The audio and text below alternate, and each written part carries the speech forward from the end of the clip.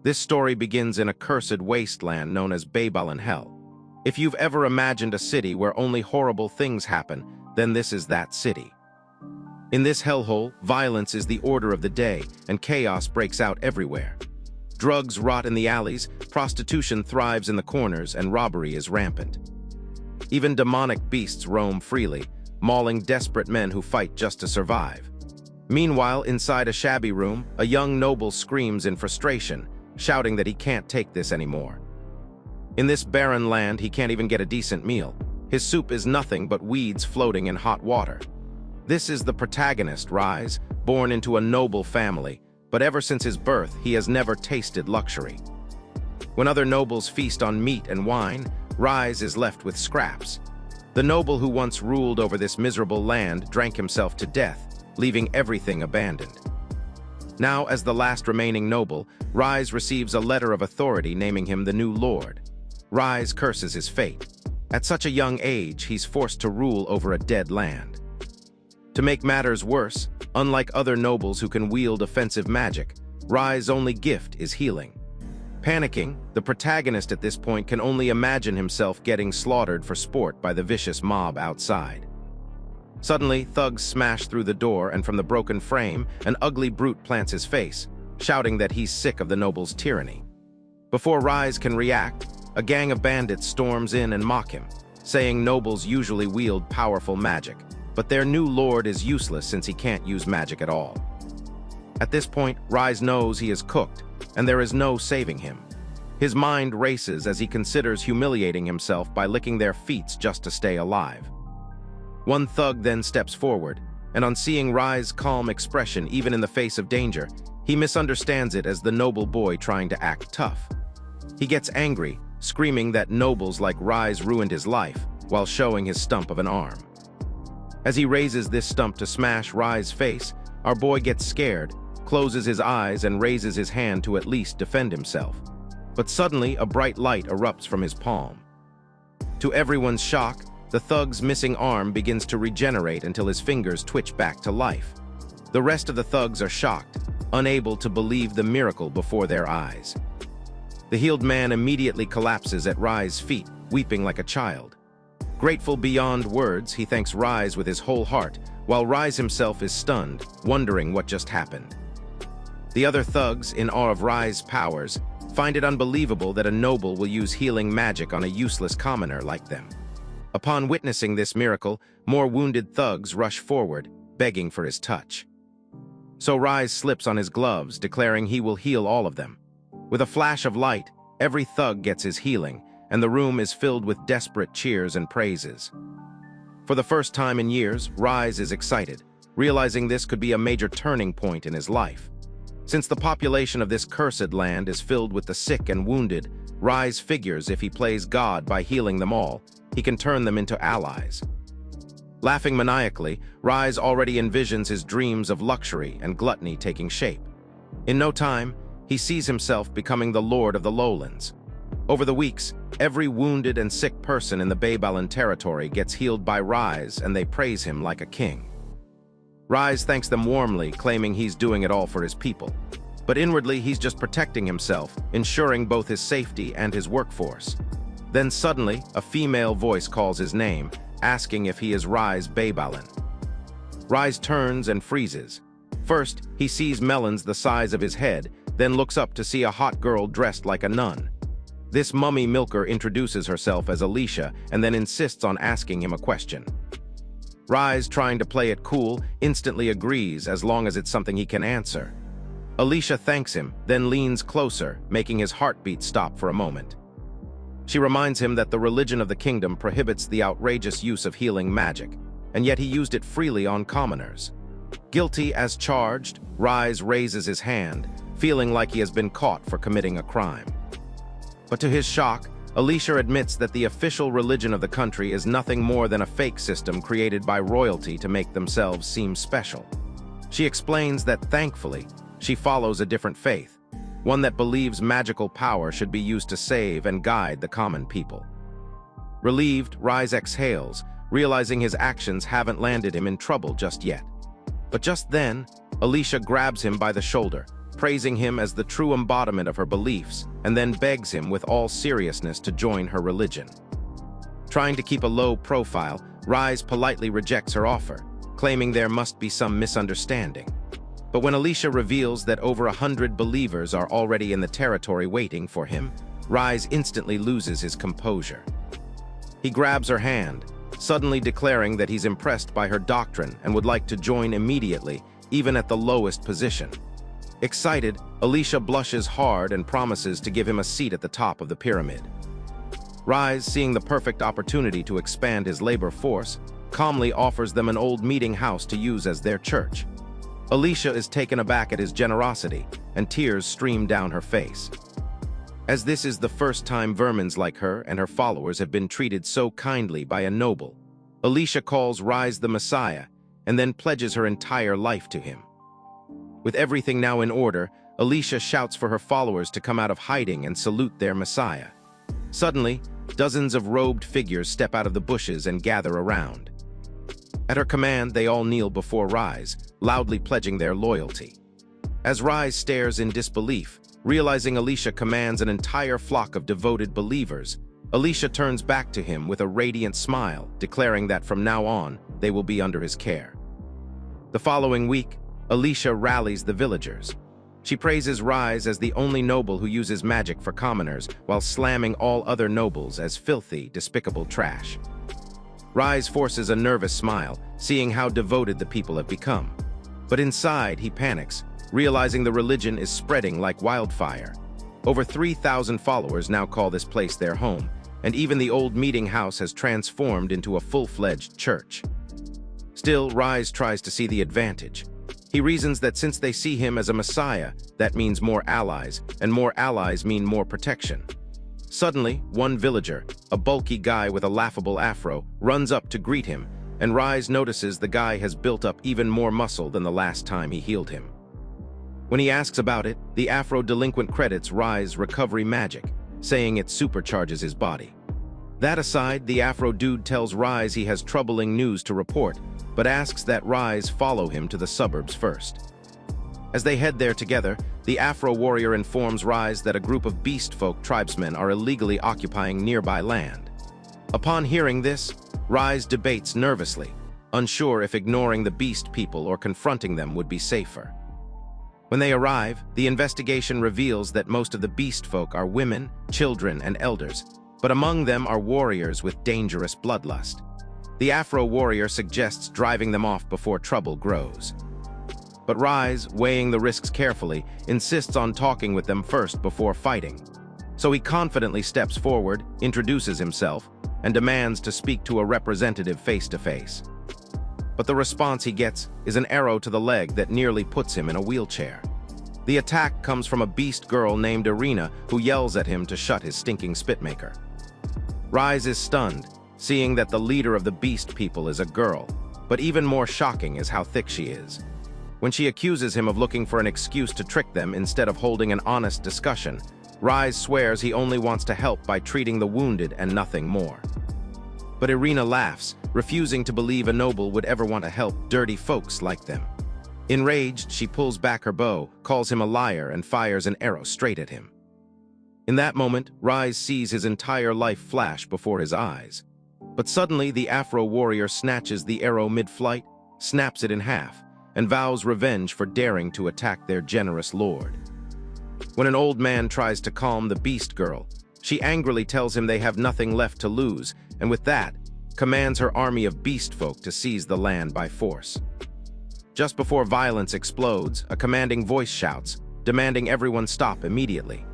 Alicia appears, standing high above on a cliff, and her very presence alone freezes both humans and beast folk in place. The beast girl, surprised, calls her the priestess, but Alicia refuses to associate with the false religions of the nobles. Instead, she declares her loyalty to the faith she truly believes in. Speaking to the beast folk, she admits she understands their hatred for the corrupt aristocrats of the kingdom, but assures them that Rise is different, a messiah sent to save them. As Alicia pleads with the beast folk to trust in Rise, Irina listens, and her hardened heart begins to soften. Soon after, Rise is brought before the wounded beast folk, though the beast girl warns him not to make any strange moves. Surrounded by spears ready to attack, Riz then prepares to display his healing magic, and as he stretches out his hand, a surge of light bursts forth, washing over the beast folk. The beast people are shocked to see that their wounds are healed completely, and for the first time, their pain truly vanishes before their eyes. Filled with pride, Alicia rushes to embrace Rise and praises him as her messiah. Even Irina can't hide her stunned expression. She watches silently as hope spreads among her people. Rise, meanwhile, smirks inwardly, knowing just one more push could bring them under his rule. So he boldly makes his offer to the beast folk leader, asking them to abandon fear and join his territory as subjects. To seal the deal, his men roll out a monstrous carcass. Rise's plan is to conquer the beast folk by feeding them monster meat, since it's foul, tough, and nearly inedible to humans. Even if the meat upsets their stomachs, no one will know the true cause, since he can simply heal them again. To Rise, it's eliminating two birds with one stone. Food and favor, which makes him smirks, convinced his plan is flawless. Just then, Rise notices Irina approach the massive carcass and panics, thinking she's about to explode in anger. But instead, she and the others smiles brightly, shouting their thanks. Rise is shocked since this isn't the reaction he was expecting. What he thought was foul, the beast people consider a true delicacy. The beast elder, with his funny eyelashes and beard, praises him as well, calling monster meat their most treasured food, and thanking him for being so knowledgeable. Chewing the meat like a starved hyena, Irina apologizes for their earlier hostility and promises to repay his kindness. At that moment, under the night sky, the beast folk acknowledge Rise's compassion and his courage. Even Irina admits that Rise will surely achieve great things in the future. And so, as their leader, she gathers her people and leads them to join Rise's territory. The Babylon barony, once mocked as a walking garbage dump, is now swelling in numbers as pagans and criminals flood in. At his desk, Rise drowns in endless stacks of paperwork. He complains bitterly, realizing beastmen immigrants already number in the hundreds and the pagans multiply daily, making it hard to feed. He wants to hire more workers, but he's too broke to even pay attention just then. Someone bangs on his office door, forcing Rise to compose himself in a panic. It's Alicia, who barges in claiming she heard a strange voice coming from inside. Annoyed at her arrogance, Rise stammers, insisting nothing's wrong at all. But Alicia, with bright eyes, says she only came to talk. Before she can continue, Irina climbs through the office window and asks if Rise is discussing business with Alicia. Clearly annoyed by her shameless behavior, Rise tries to play it cool and instead asks why she's so giddy. But Irina just smiles and praises him for keeping everyone in perfect health, whilst sharing a cheerful high five with Alicia. In appreciation, Irina then presses Rise's head into her globes and thanks him for feeding her people. But Alicia, pouting with jealousy, immediately scolds her for interrupting his work. Feeling guilty, Irina apologizes for the interruption, but points out that she has something important to discuss with Rise concerning the territory's security. Since Alicia came first, Rise insists she share her issue before anyone else. Blushing hard, Alicia explains that the problem is about education in the territory, causing Rise to cry internally, reasoning this will only pile on more work for him. Irina then interrupts, informing Rise about the training exercises she and her people have been conducting to strengthen security, and insists he come check out what they've accomplished. Not to be outdone, Alicia also requests that Rise observe the elementary lessons she's been teaching the young ones. As both girls beg him to join them, Rise sweats nervously and quietly wonders if they're really into him. His mind drifts, thinking about taking them under the sheet and knacking them senseless, but he brushes the thought aside. To him, Alicia is just a nun with huge melons but no cake whose head has been tainted with paganism. Irina, on the other hand, is a smelly beast girl with the intelligence of a wet sock. The only thing he appreciates about them is their looks, but when it comes to bedroom matters, they're not to his taste.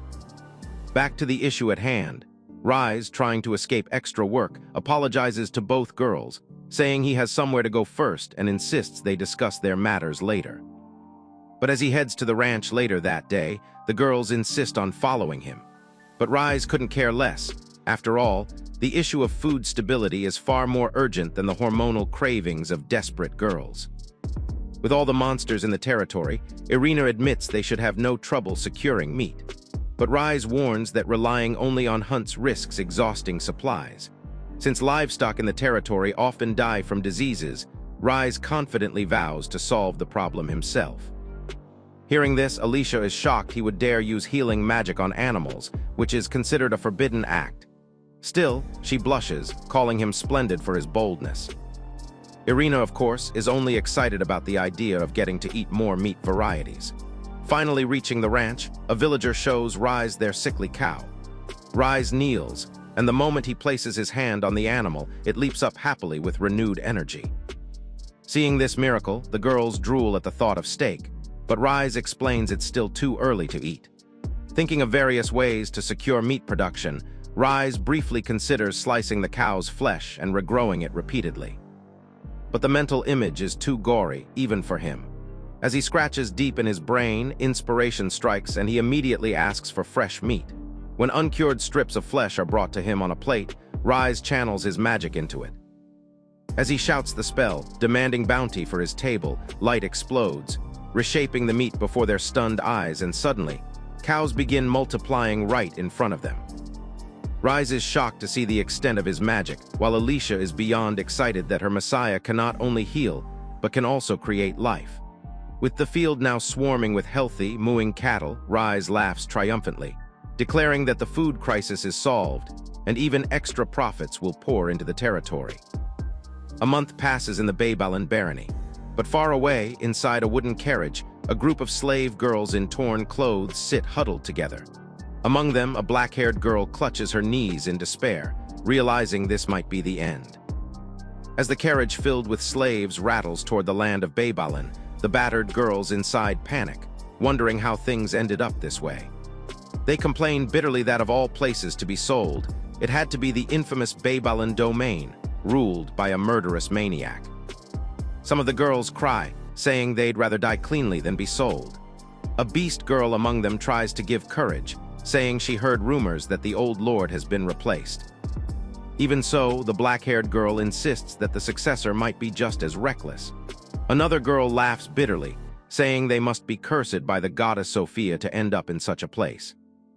With nothing left to cling to, the beast girl darkly suggests they rebel by biting their tongues and dying together as a final act of defiance.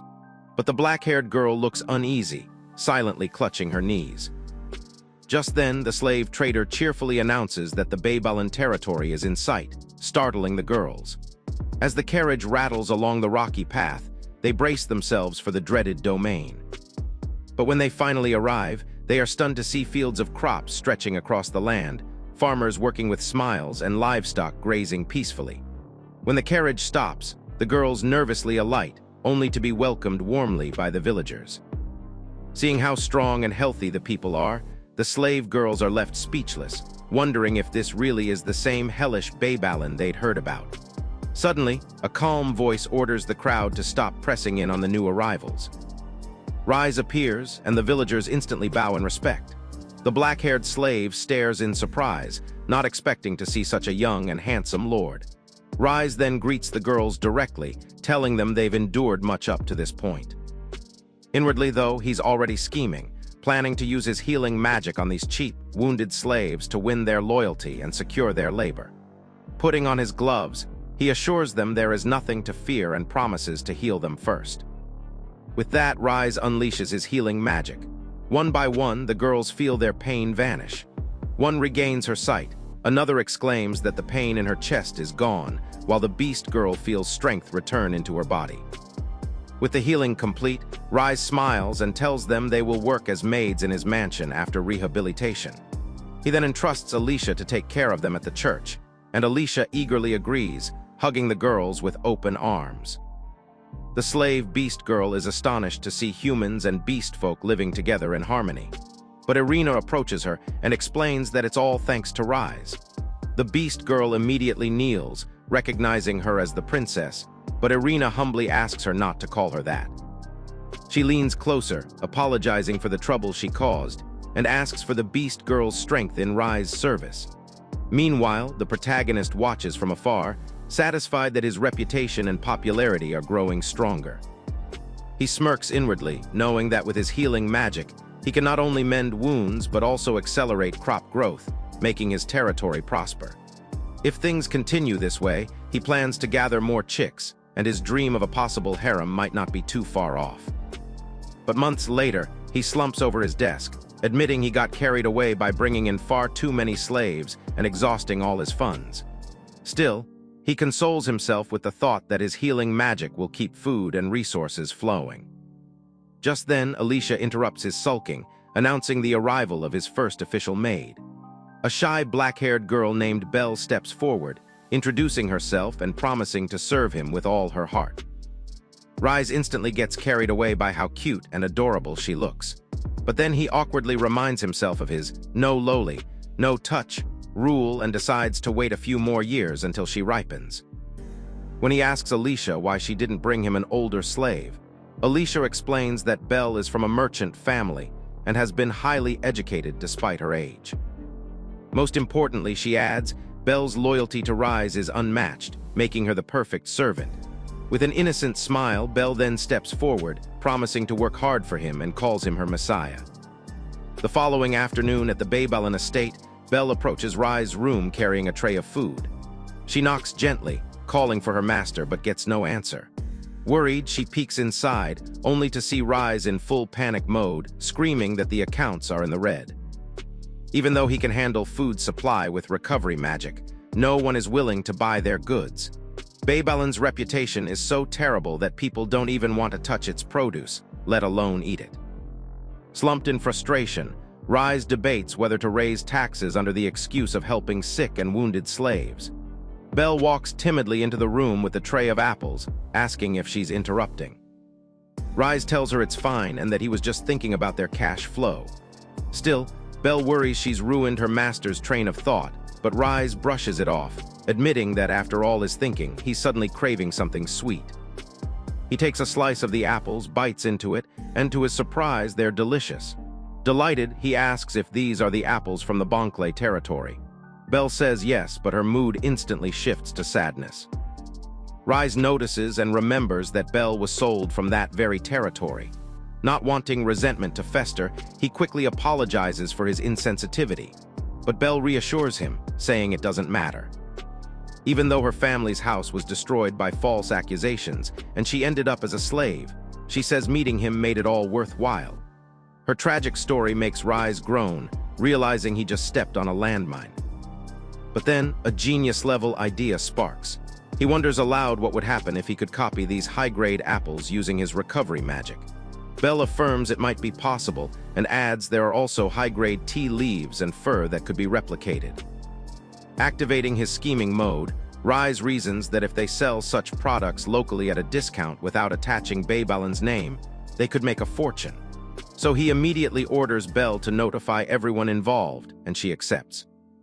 But then she hesitates and asks if he's doing this for the sake of those who were sold in Bonkley. For a moment, Rise thinks the only reason is to protect his paycheck so the workers don't get angry and poison him. But to stay on Belle's good side, he claims that's the reason, saying he isn't like Bonkley's corrupt lord. Belle gets excited and praises him, calling him worthy of being a king. But Rise quickly hushes her, warning that talk like that could get him accused of treason. They're in a delicate period, so she must be careful with her words. Belle replies that she understands and then leaves. Later that night at the church, Belle repeats Rise's warning about not wanting to be suspected of rebellion to Alicia and Irina. Alicia and Irina then exchange sly looks, and somehow Belle's words fly straight over their saltwater brains. They immediately assume Rise is secretly plotting to rebel against the kingdom. Alicia admits this only confirms the suspicion she had from the first day she saw Rise boldly using magic for commoners. Irina, on the other hand, gets fired up, thinking his plan of copying other territories, specialities, and crushing them economically is just the first step toward taking down the kingdom. The idea sounds ruthless, but everyone at the table agrees it could be effective. Alicia begins mapping out smuggling routes and insurance measures, while Irina pledges to oversee the territorial army. Alicia then reveals that the plan is to rake in foreign currency, buy more slaves, and expand their forces. Bel, glowing with blind devotion, praises Rai's kindness even in his merciless schemes. To her, he's not just a master but a magnificent leader. Irina agrees, adding that Rais treats beastfolk as equals, something no other noble would ever do, which sparks talk of how great he'd be as king. The girls then shift to lighter chatter about the maids, with Alicia smugly claiming she carefully selects girls outside Rais' strike zone, since she considers herself the first lady and would gladly be Rais' partner. But Irina immediately gets jealous and asks if her chest balloons are the only thing giving her such confidence. The situation gets chaotic as Alicia and Irina start comparing who has the best physical assets that Rais will like the most. Meanwhile, 2 months later, in the neighboring state of Bonkley, the lord of the state, Jakov, is enraged after learning his products are being massively counterfeited. He turns to the captain of his guard, Klaus, demanding to know if anyone has been selling from their inventory. When Klaus replies that no evidence of such has been reported, Lord Meathead explodes in anger.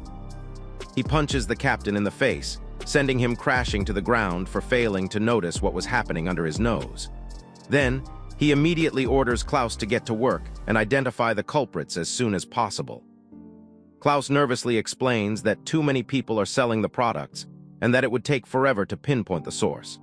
But Jakov refuses to hear excuses and raises his fist again to smash Klaus's face for daring to talk back to him as a mere commoner.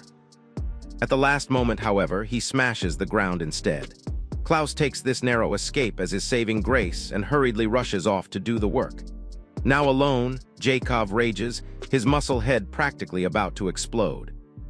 He blames Baybalin's proximity for all his woes and swears he will never forgive whoever is behind the counterfeiting. Despite being stuck beside the cursed Baybalin territory, the Bonkley barony had thrived thanks to its famous local goods. But everything changed once counterfeit products began flooding the markets. Inside the Baron's mansion, Klaus panics when he hears his master calling. He rushes down the halls and into Lord Jakov's chamber, only to find a comrade lying bloody on the floor. Jakov accuses the dying man of being the slave merchant responsible for supplying Baybalin with workers and spreading the fake goods. On top of that, Jakov rages over how the godforsaken Baybalin even has enough money to keep buying slaves and suspects it must be wealth stolen by exploiting his own territories. When Klaus pleads for restraint, warning that the man will die, Jakov says he doesn't give a bloody dang how many of them lowly cattle men perish. Klaus tries to protest the lack of evidence, but Jakov grows even more furious and lashes out violently. Scared for his life, Klaus bolts from the room, forced to carry out his master's command as Jakov threatens him to capture the true culprit by dawn or face execution. Now alone, Jakov recalls a rumor that the current head of Baybalin is a useless dropout who can't even use magic. With this in mind, he hatches an instant solution to duel the trash, crush him publicly, and erase his repulsive land without a trace once and for all. Later, Klaus slumps onto a bench, defeated, knowing there's no way he can catch the actual culprit, because in truth, he is the one responsible for smuggling the counterfeit goods. As he sits pondering how to save his skin, someone suddenly appears and urges him to join them instead. It's Alicia, smiling warmly as she advises him to seek asylum in Baybalin, since he's already been willing to work with her. As their conversation deepens, Klaus reveals his true reason for doing what he did. He admits he did it for the joy of watching Jakov explode in fury. He also explains that if the territory's economy collapses, the wicked Lord Jakov will be removed, and everyone will rejoice at finally getting a leader who cares for the poor. Seeing his compassion for the downtrodden, Alicia tells Klaus that she herself comes from the slums, and then urges him to come and see Baybalin with his own eyes. Sometime later, back at the Baybalin estate, Bel enters Rais' room and reports that a guest has arrived. As Rais heads to see who it is, Bel informs him that the guest is Klaus, the Bonkley estate's guard captain who had secretly worked with them during the counterfeit dealings. The moment the door opens, Klaus bursts in, bruised and desperate, begging Rais for asylum. He shouts that after seeing Baybalin with his own eyes, he can't believe it, everyone, including slaves, living in harmony. To him, Baybalin is everything he has ever dreamed of. Rais notices his injuries and calmly heals him with recovery magic. Overwhelmed, Klaus jumps for joy and thanks Rise with heartfelt gratitude. To him, Rise is exactly as the people described, unlike his former evil lord Jacob, who treated his fiefdom worse than livestock. With all the wonders he's witnessed in this land, Klaus bows his head and offers to serve Rise as his new lord. Rise accepts instantly but asks him to rest and eat for the time being. But Klaus quickly warns him of looming danger. He reveals Jacob's plan, a duel meant to challenge Rise, eliminate him, and destroy Babylon in one move. Rise nearly has a heart attack at the thought that someone out there is planning to wipe out everything he has worked so hard to build. Most of all, he fears for his life, knowing that facing a noble with attack magic is suicide. Yet he can't back down, not after building this land with his people. So swallowing his fear, he orders Bell to immediately gather everyone for an emergency meeting. Shortly afterward, Rise heads out like a boss to the emergency meeting, flanked by 2 maid chicks at his side. When he arrives, he flips the situation to get his people directly involved. He announces to them that the Bonkley territory has declared war against them and rallies everyone to defend what they've built. With passion in his voice, he declares it war and urges every man, woman, and brats to take up arms and protect their home from the vicious noble. From the shadows, Alicia and Irina watch closely as they can already see the uprising they predicted beginning to take shape. So Alicia hurriedly rallies her group of believers for the war and announces it's time to raise both Rise and the cult to new heights. Meanwhile, in the Bonkley barony, a massive protest erupts in front of Lord Jacob's mansion.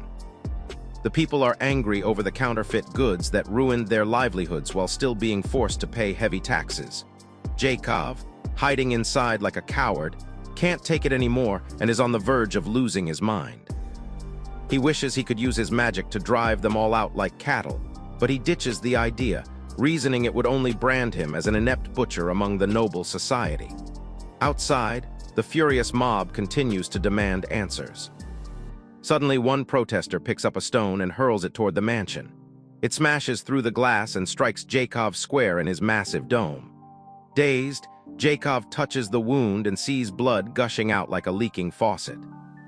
He can't believe a noble like him could be injured by filthy commoners.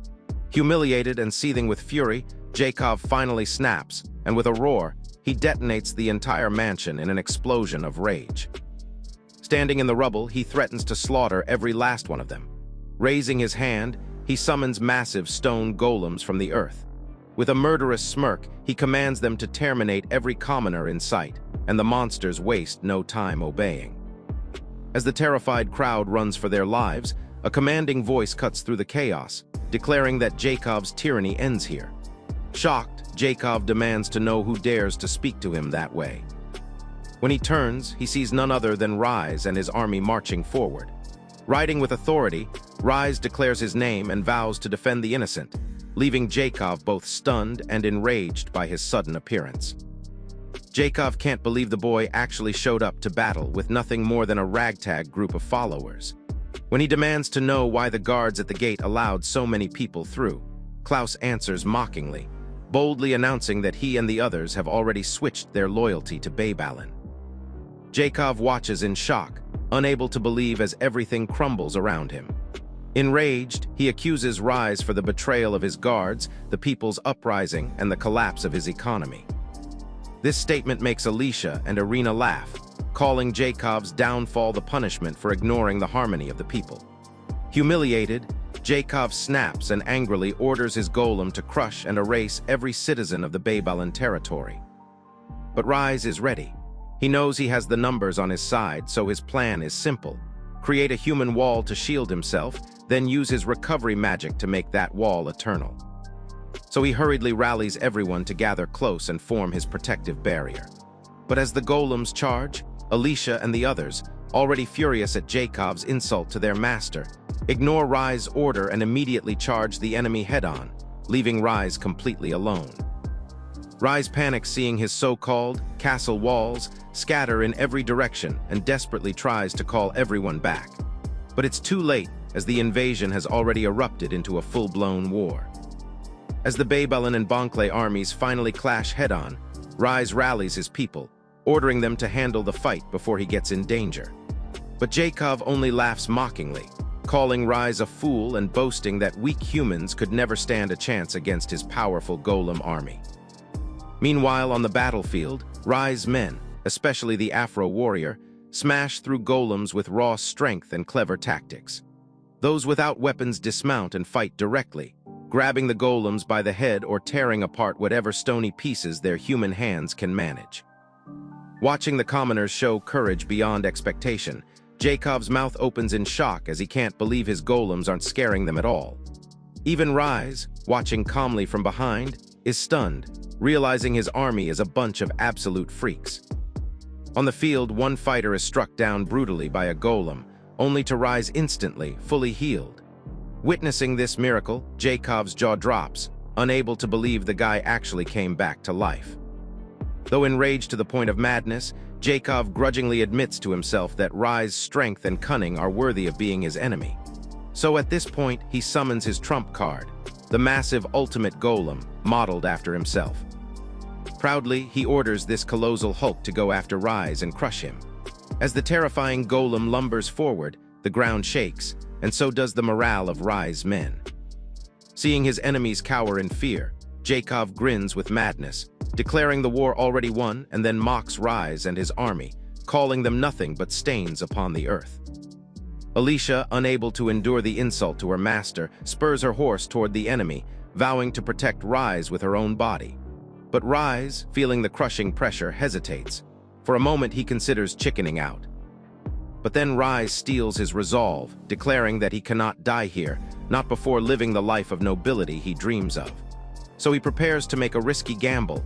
He had prepared for eventualities like this.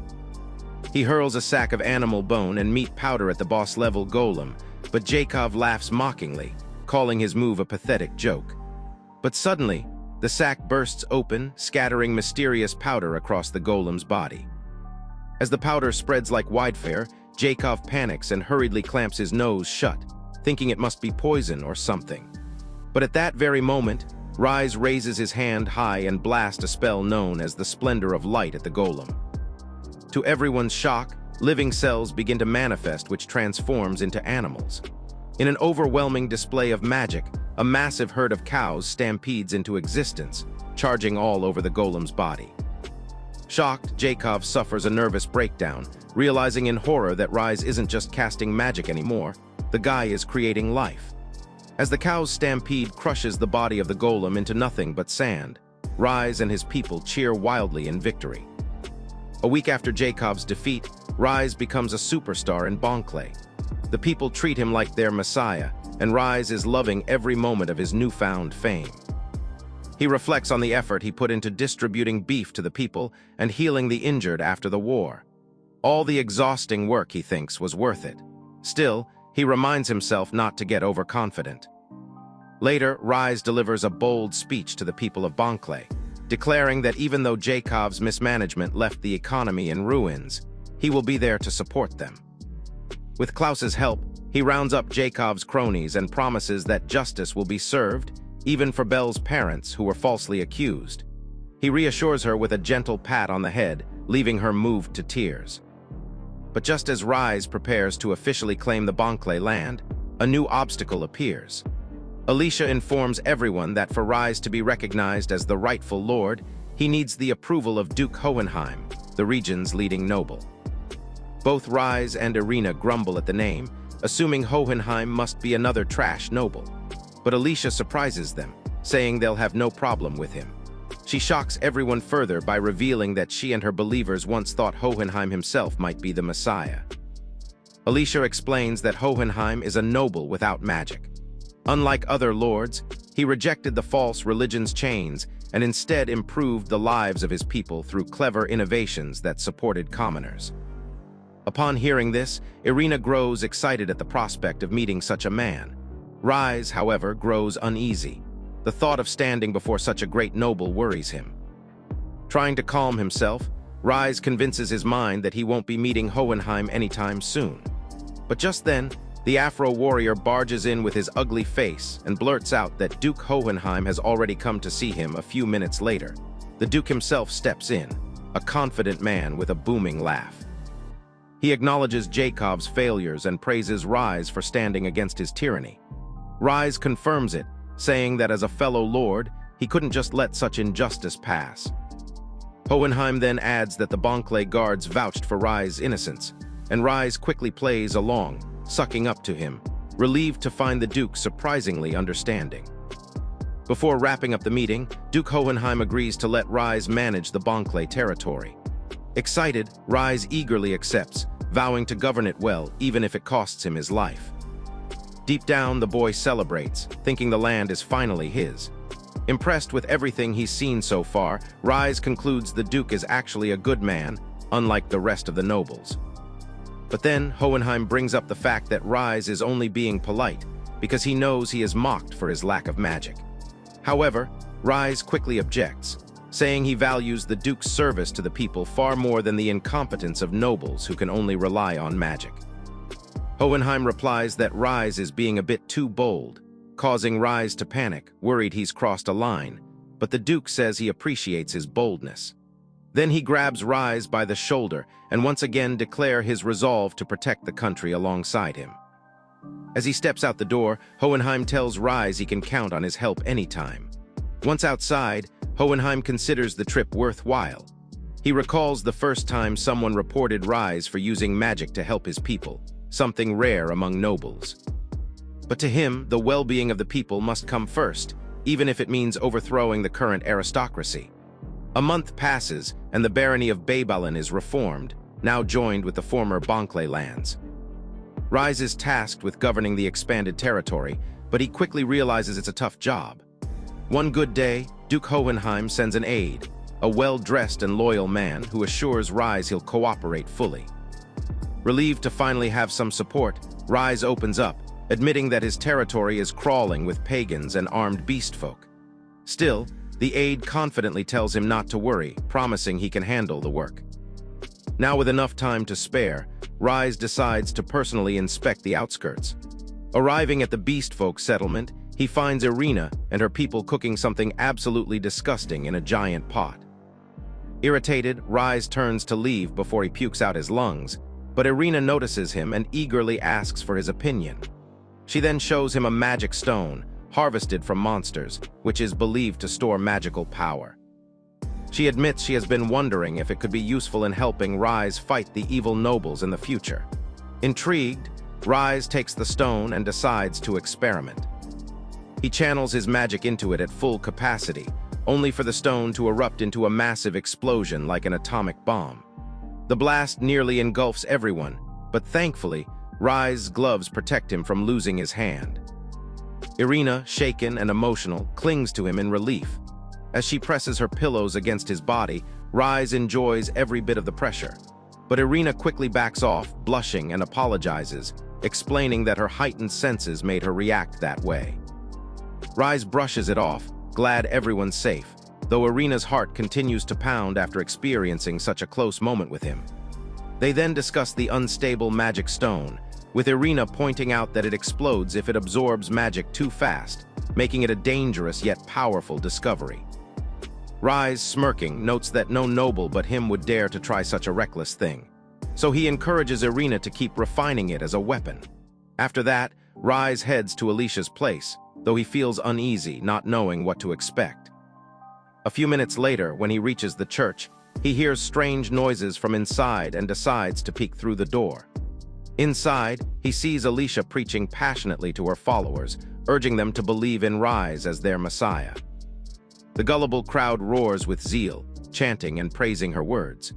When it's time to sing the hymn, Alicia leads them in song, glorifying faith in Rise, before suddenly turning it into a rebellious anthem, cursing aristocrats and calling for chaos. Things go completely off the rails when Alicia vows to bear Rise's child, with her followers shouting that the child's first gift should be the head of royalty. Horrified, Rise quietly slips away, pretending he saw nothing. Back at his mansion, he finds Klaus waiting with training plans for the guards. Relieved to be back to something normal, Rise drops formalities, insisting Klaus just call him by his name. But Klaus refuses, saying he must show respect to his master. Realizing he can't convince him otherwise, Rise decides not to push the issue further and instead suggests they go eat together. Meanwhile, Belle secretly spies on them, blushing as she wonders why her heart races whenever she sees Rise with another man. Before long, the frontier of Babylon, once called the seedbed of unusual things, changed completely. Children now run freely across the fields, a sign of the new reality. Inside his mansion, Rise sits confidently pleased with how smoothly things have gone since officially taking over Bonkley territory. But he pauses, realizing they even kept the Bonkley name because of Jacob's relatives. But Belle explains that Alicia already smoothed things over with them, so there's no problem. That aside, Belle complains that the territory is getting crowded with more people daily. But Riz doesn't seem to care as he boasts that his healing magic can provide endless food for all. More importantly, he has Duke Hoenheim covering for him, which he proudly calls a massive help. After Belle leaves, Rise stretches, thinking the extra manpower has given him too much free time. Then he gets hit with a ridiculous idea to go on an adventure. Rise recalls an abandoned mine nearby said to be home to a dragon. Fired up, he vows to form the strongest party and slay it before it causes trouble. The first person to get invited to join in the party is Alicia, who gets unusually excited at the idea of going dragon slaying and immediately suggests the head to her room to commence the slaying. But Rise is confused and demands to know what the heck the crazy nun is talking about. Right then, Irina interrupts through the window, insisting she'll join too. Happily, she reveals that dragons are a delicacy for beast folk, so much so that hundreds die each year trying to eat one. Rise, baffled, asks how it tastes, and Irina smugly compares it to premium chicken. But when Rise asks why she doesn't just eat chicken instead, Irina admits he is right, and the beast people need psychiatric help. Following that, the girls start fantasizing about giving birth to Rise's children, with Alicia insisting she'll make a boy while Irina makes a girl. Rise is left exasperated that even his recovery magic has failed to fix their damaged brain. Soon, Klaus, the last member of the party, arrives. But when he hears about the plan to slay a dragon, the guy shivers in fear and suggests Rise invites Belle instead to complete his harem. But Rise urgently grabs him, begging him to join the dragon-slaying mission since he's the only with a working brain around him. Belle overhears and pleads to come along too, begging she could be the caretaker. Rise accepts, and soon the party is formed with Belle as porter, Klaus as fighter, Irina as scout, Alicia as priest, and himself as wizard. Before departure, Irina pulls Rise aside to show him her latest invention. On getting to the beast folk settlement, Irina explains that using magic stones, they've created bombs, a weapon capable of rivaling attack magic, and Rise is pleased. Irina adds that for folks like them who can't use magic, it's a world-changing invention, and Rise agrees. Together, they excitedly hold the bombs to the sky, declaring that with it, even dragons will be no match for them. Before long, Rise and his party set out toward the abandoned mine, hoping to slay the dragon rumored to dwell there. The mine, however, has long since turned into a dangerous dungeon swarming with monsters. Inside, the group quickly finds themselves under attack, but Klaus leaps into action. His swordsmanship proves far sharper than Rise expected, as he cuts down goblins with ease. Meanwhile, Irina and Alicia fight ferociously against low-level goblins, delivering devastating kicks that leave Rise questioning who's really supposed to be carrying the team. So far, Rise feels more like a spectator than the mastermind. As Alicia scouts ahead, Irina takes charge of the luggage and rear guard, while Klaus continues holding the front line. As they venture deeper into the mine, Alicia reports spotting an orc nest nearby. This sparks an argument with Irina, who is eager to eat orcs as a delicacy, but the rest of them are disgusted by the idea, while Rise insists they stay focused on the dragon and not get distracted by snacks. The noise of their argument awakens the demon dragon, who quickly realizes that some foolish intruders have come to eliminate it in a very long time. So it roars loudly in anger, shaking the dungeon walls. The team hears the dragon roar and gets frightened, but Klaus regains its confidence and then asks Rise not to leave his side, and Rise replies that he's counting on him. With that, the team head towards the direction of the roar. Finally, Rise and the group come face to face with a massive dragon. Rise then boldly steps forward and asks if it's the evil beast they've been hunting. The dragon glares at them, confused, but upon seeing the girls, It assumes they must be some kind of sacrifice for its pleasure. So it opens its massive jaws, waiting for them to jump in one after the other. But Alicia just smiles wickedly and then hurls one of the bombs straight into the dragon's mouth. The beast, disappointed, thinks it's a small snack, but catches it anyway only to suddenly roar in pain as the bomb explodes from inside. Rise and Alicia, holding more bombs, grins wildly and then pelt the dragon with explosive after explosive. The mighty beast roars in disbelief, unable to comprehend that the king of all creatures is being beaten down like a common lizard. In a last-ditch effort, it roars, and as it soars high to where Rise and the team are, it prepares a fiery breath attack, threatening to burn them all to ash. But the protagonist doesn't flinch. Instead, he counters with his signature move, throwing a sack filled with animal remains into the dragon mouth. The dragon laughs at first, thinking it's some kind of poison, and boasts that it's a demon dragon immune to poison. But Rise only smirks and reveals the truth that what it swallowed wasn't poison, but a mixture of cow bone and flesh powder. Before the beast can react, its insides begin to swell and twist. Its body balloons grotesquely until cows start popping out like popcorn, and in an instant it bursts apart in a violent blast. Sometime later, as the team rides back in a carriage, Rise is relieved they managed to defeat the dragon without too much hassle, and then proudly shows off his new pet, created by using his recovery magic on the dragon's remains. A small, round baby creature. Rise tries feeding it some cow meat, but the little dragon squeals in disgust. Turns out it hates cow meat, no surprise, since cows ended its previous life. Alicia then jumps in, grabbing the baby dragon, and cheerfully insists it should call her Mama and Rise Papa. But the little beast cries even louder, completely overwhelmed by her energy. Irina, meanwhile, couldn't care less about the fuss. Her stomach is ready to explode after devouring most of the dragon's meat herself. After defeating the deadly dragon, everyone realizes how their bond has grown even stronger. And with that, the battle against the dragon officially ends, lasting only 3 minutes in total. A few days after the dragon fight, Rise sits deep in thought at Baybalin, wondering how to improve the territory. But distractions never stop around him. Alicia cheerfully feeds Dorotaro, the pet dragon, while Irina teases her, turning the room noisy again. Rise sighs, trying to stay focused, and warns them to keep it down. When Alicia asks what he's so stuck on, Rise explains that he's been thinking about developing Baybalin's future. Food is plentiful thanks to his recovery magic, but the problem now is that no tourists ever come. Their bad reputation keeps outsiders away, and the cycle never ends. Deep in thought, Rise searches for a solution to attract people. The girls then try to help with their own ideas. Irina suggests cultural exchange with beast folk, but Rise reminds the dummy that they're busy making bombs. Alicia then proposes spreading her faith, but to Rise that sounds more like brainwashing, so he quickly shuts it down. With no solution forthcoming, Rise then goes back to thinking. His plan is to create a farm with dragons that people can play with. Still, he wishes they had an ocean or lake to draw visitors. Irina quickly points out that they actually do. An ocean lies just beyond the western mountains, though the cliffs are steep and crawling with monsters. Hearing this, Rise suddenly sees the possibility, realizing that a tunnel could change everything. 2 weeks later, construction begins. Former slaves and allies dig tirelessly through the mountains, supported by Rise recovery magic and explosives.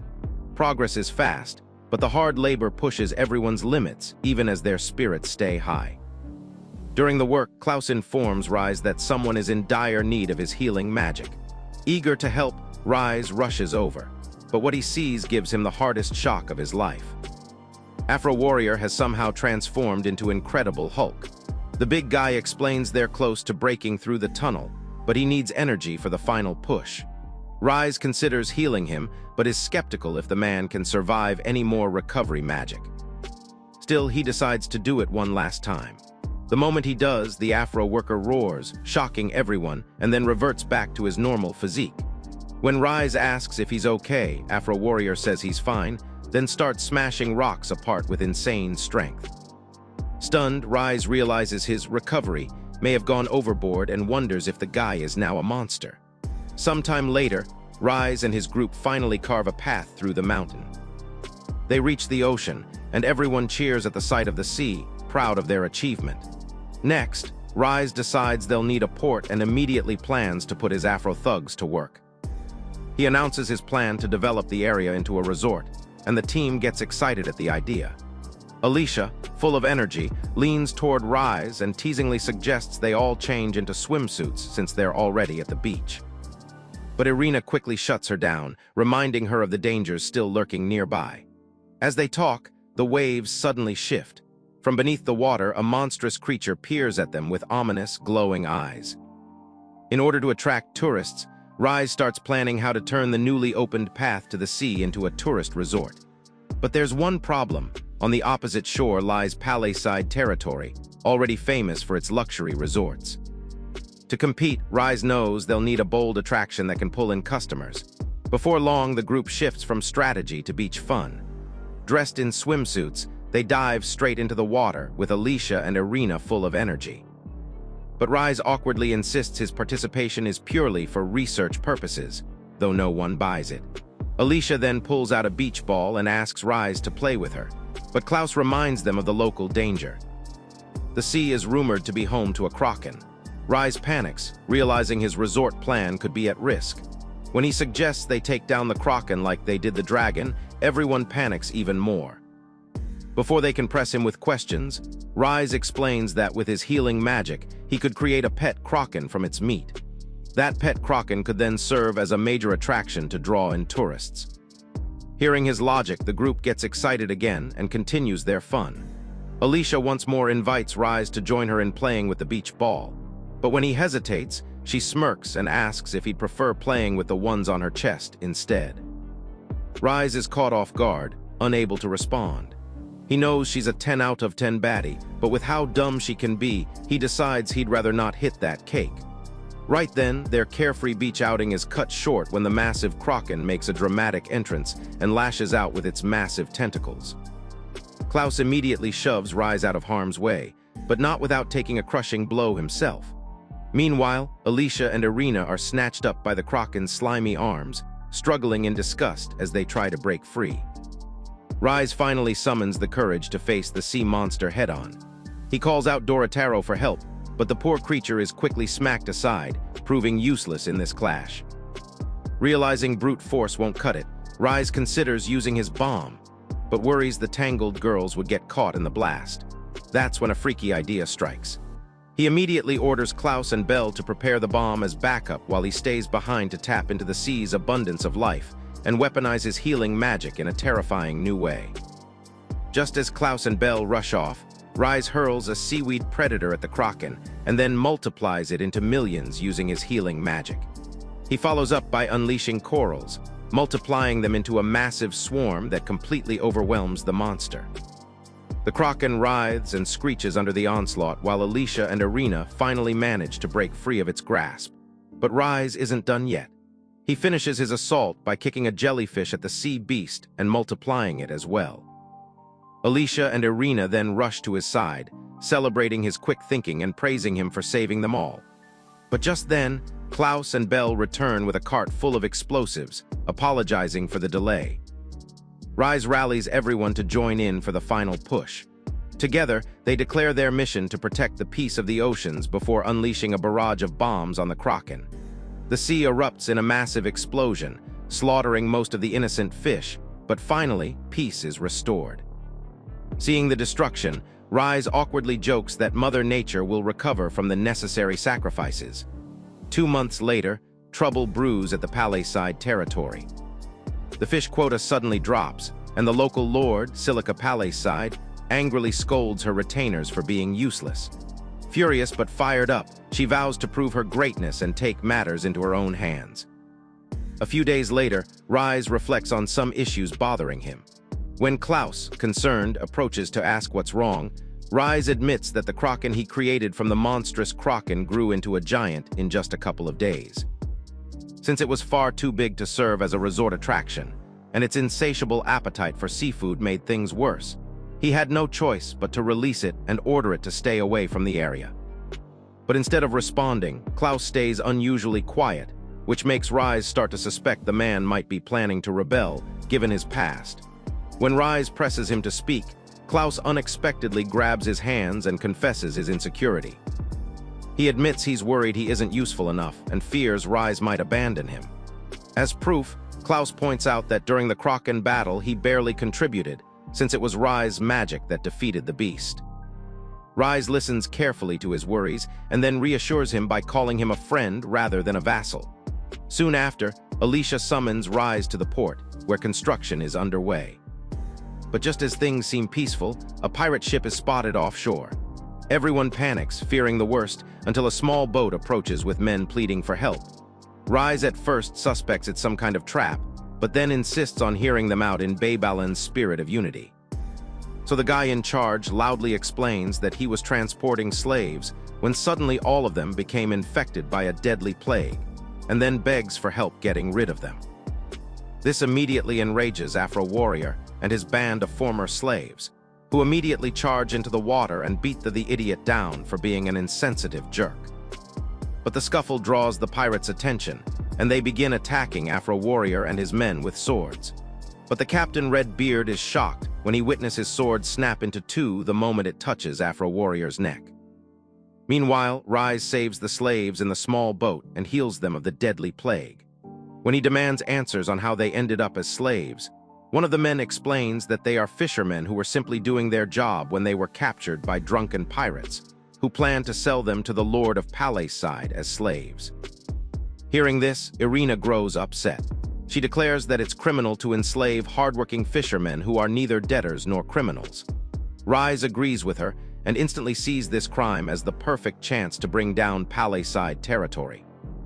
Since Palace-side is already famous for its resorts and stands as Baybalin's direct competition, Rise decides to exploit the crime to ruin their reputation and steal their customers. But first he rallies the freedmen, channeling their anger and grief into determination, promising to fight back against their oppressors. After that, he announces to the team that they will be marching to Palace-side. Days later at the Palace-side territory lord's estate, Silica vents her frustration to her butler over the collapsing fish quota and ruined coral reefs scaring off tourists. She even admits she worked with pirates to fix things, but nothing has improved. When her butler informs her that a representative has come to see her, Silica refuses, telling him to lie that she's sick. Left alone, Silica walks to the edge of a cliff, wondering why everything bad seems to be happening to her business under her rule. The next day, Silica cries in frustration over the Kraken problem destroying her territory. With fishing and tourism collapsing, she admits she even struck deals with pirates to sacrifice her own people to the monster. Just then, she spots a pirate ship approaching from afar and gets excited, thinking they must have finally dealt with the Kraken. What she doesn't know is that Rise and his people are also on the ship, ready to bring her crimes to light. When Rise finally meets her face-to-face, he introduces himself and declares her crimes, saying he has come to bring her to justice. Silica panics but refuses to go down easily, plotting to bury the evidence they've gathered against her. Suddenly, the ocean wave gets bigger, shocking everyone except Silica, who loudly claims she is responsible and reveals her power as a genius water wizard. To show off, she unleashes a massive tsunami, terrifying her own people in the process. But her reckless demonstration only exposes her incompetence, as her attacks nearly harm everyone around. But Silica doesn't care, as she brags that what she's done is just a brief demonstration and then summons water bombs. But Rise and his allies stand firm, with Klaus and the others ready to shield him. The battle for Palace-side begins with Lord Silica attacking Rise and his team with water bombs. But Klaus and Afro Warrior defend Rise by using their bodies as a shield, while Alicia slashes through the water bombs with daggers. She also sends one dagger Silica's way, but Silica panics and dodges it just in time. Out of nowhere, Irina charges at Silica with a fiery punch, but Silica quickly counters with her water bombs, forcing Irina to back off. Realizing Silica won't go down easily, Rise decides it's time to step in himself. He boldly declares he'll end things with his magic cows, only for Silica to suddenly drop the act, fall to her knees, and beg for her life. Rise wastes no time pressing her, demanding to know if she ordered the pirates to kidnap the fishermen as sacrifices. Cornered, Silica admits it, trying to excuse herself by blaming the Krakens. Not only that, she insists she had no choice, since a massive outbreak of sea urchins, starfish, and jellyfish had destroyed the coral reefs. Hearing this, Rise starts to panic internally, knowing he's actually the one to blame for all of it. He reasons the others will think the same. But unknowingly to him, the group begins overestimating him, convinced he orchestrated everything from the start, even the Kraken outbreak, just to corner his rival. To save face, Rise plays along, calmly saying he understands her motives were to protect her people, not herself. Silica jumps at the chance, pretending her actions were noble all along. When Rise turns to the fishermen for their opinion, they hesitate but ultimately agree that taking her life isn't the answer. Instead, they demand monetary compensation, which Silica nervously agrees to, promising to pay. Finally, with everyone watching, Silica asks what will happen with the Krakens, and Rise confidently assures her he'll take care of them all. A few days later, the seaside is peaceful again. The coral reefs shine bright, fish swarm the waters, and children play on the shore while their parents work calmly. Silica, seeing all this, is amazed by the power Rise possesses. Meanwhile, the villagers gather to cheer for Rise, praising him as their savior. They thank him for regenerating the reefs and reviving their fishing grounds. To them, Rise didn't just defeat the Krakens, he tamed them. Now people even enjoy Kraken rides as a new attraction, further boosting the area's prosperity. In contrast, whispers spread that Lady Silica hasn't done a single thing for them. Bitter and embarrassed, Lord Silica hides her face, grumbling that she also wants to be as popular as Rise. Back at her estate, she scribbles her frustrations, deciding it's her turn to go on a journey of good deeds just like Rise. But instead, she suddenly vanishes, leaving her lands behind. News spreads quickly, and Hoenheim is shocked to learn that Earl Silica of Palace Side has abandoned her post, leaving a letter declaring her lands to be handed over to Rise Baybalin. Analyzing the situation, Hoenheim realizes Rise had brilliantly maneuvered Silica's downfall, removing an unpredictable rival near his territory. He feels proud of the young lord's achievement, but also notes the next threat looming. Viscount Snail of Django's domain, a spoiled young aristocrat who may rise against Rise. Hoenheim smirks, eager to see how Rise will handle this arrogant lord who will stand in his way. At long last, Rise receives a letter inviting him to a noble party. For someone once shunned by society because of Baybalin's bad reputation, this feels like a huge victory, so he can barely contain his joy. To him, it's proof that his efforts are finally being recognized. After conquering Palace Side from Silica, Rise basks in the fantasy of ruling like a proper lord. Just then, Belle interrupts his thoughts, informing him that Alicia, Irina, and the tailor have all come to see him. When they enter the room, Rise proudly announces that he's received an invitation to a party from Viscount Django of the neighboring territory, and that he'd love Alicia and Irina to accompany him as his partners. Hearing this shocks both girls, realizing how big a deal it is, which fills them with excitement and tension. But Rise quickly clarifies it's all just for appearances. Then he tasks the tailor with preparing his suit and their dresses, determined to make a grand impression. The tailor, a man with a tragic past who lost his fingers to the royals, vows to do the finest work of his lifetime for Rise, the one who restored his fingers. That evening, inside the church, Rise aide meets with Alicia and Irina and informs them that everything is going exactly as the Duke predicted. The four-eyed man confirms that Rise's invitation from Viscount Snail Django was part of the plan all along, and assures the girls that Rise has already made the best possible move. A month later, the grand party begins at Django's domain. Nobles gossip in the garden, curious about the infamous heir of Baybalin. They talk about what kind of shabby partner he might bring and whether he even has proper clothes to wear. The host, Viscount Django, also joins them in the mockery and adds that Rise is just a poor fool unfit for high society. He raises his glass in celebration, eager to humiliate Rise before the crowd. But the nobles fall silent as the doors open. Rise, dressed like James Bond, walks in with calm confidence, with Alicia and Irina at his side looking like snacks. The trio turns every head in the room, shocking Django and the nobles. Everyone starts whispering among themselves, baffled that the heir of the Baybalin domain could look so refined. Alicia steps forward gracefully, introducing herself as Rai's partner and admitting she's a commoner, yet she greets the nobles with poise and charm. Then Irina follows, declaring herself Rai's partner too, but with bold confidence she makes it clear that no one but Rai has the right to look at her in a dirty way. The crowd is surprised at Rize's audacity to bring a commoner and beast folk to such a high-class party. But then again, the beauty of Alicia and Irina overwhelms them as they begin comparing the girls to the sun and moon goddesses. Even the arrogant Viscount Snail is left speechless as the spectacle unfolds right in his own party. Finally, Rai greets the Viscount, thanking him for the invitation. But in his casual tone, he slips up, addressing the Viscount as though they were equals. This makes Snail erupt angrily, reminding Rai of his higher rank. Rai, caught off guard, awkwardly apologizes, admitting he's out of touch with noble etiquette. Still, Snail accuses Rai of flaunting his fancy suit and companions to show off his status. Enraged with jealousy, Snail decides to attack Rai with his magic powers, but suddenly a voice cuts in, demanding he stop.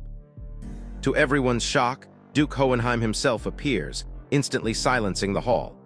The Viscount panics, wondering what the mighty Duke is doing at his party. But Duke Hoenheim calmly approaches and reminds him that using magic against a fellow noble carries the punishment of imprisonment. Snail shivers hearing this and immediately apologizes for his reckless actions.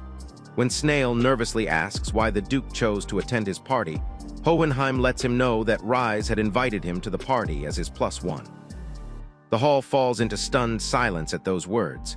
Even Alicia and Irina are surprised, realizing this must be the rumored best move the bespectacled aide had told them about.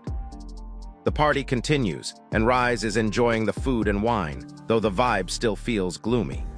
Duke Hoenheim approaches him, thinking he's nervous, and encourages him not to be, just because the party is filled with nobles. Rai thanks him but decides he should at least get on the host's good side. So he approaches Snail and tries to be friendly, but the clown puts on an arrogant front. Trying to stay polite, Rai then asks if he is exhausted and suggests he should go home to rest. But the Viscount explodes, accusing Rai of plotting to steal his territory.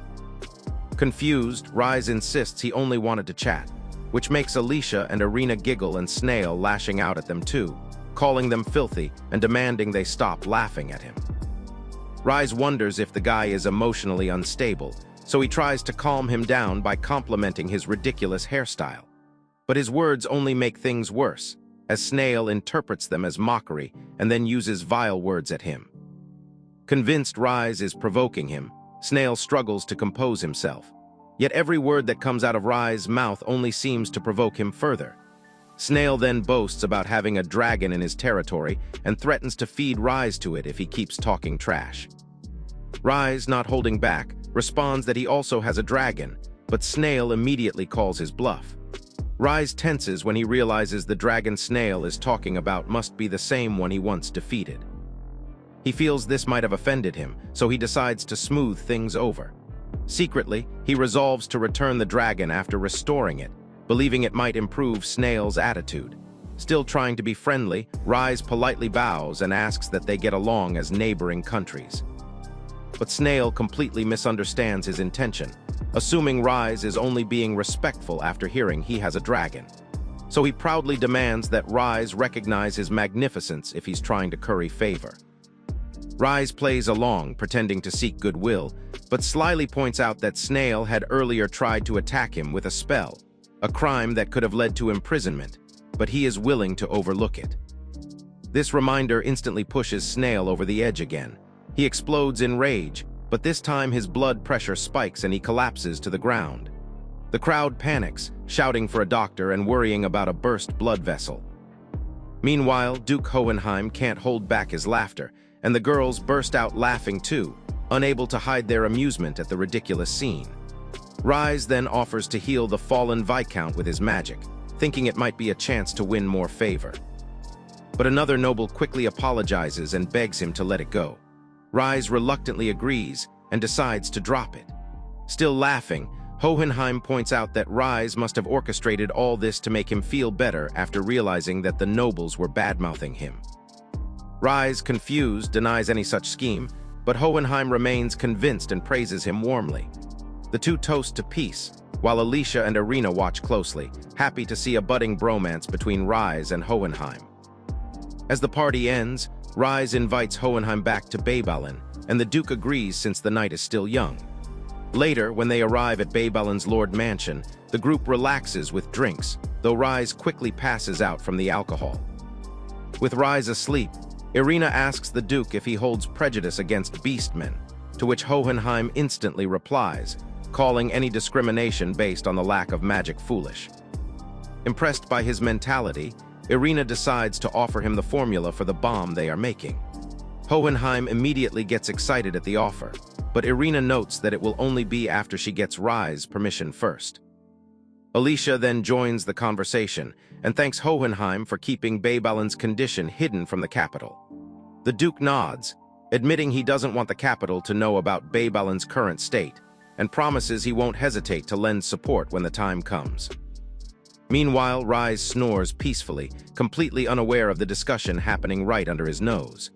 If you want to know Rise's next move, comment "Overpowered Healer" if you're hyped to see what happens next in Part 2. If you enjoyed this video, give it a thumbs up and don't forget to subscribe for more awesome content. Thanks for watching, as always.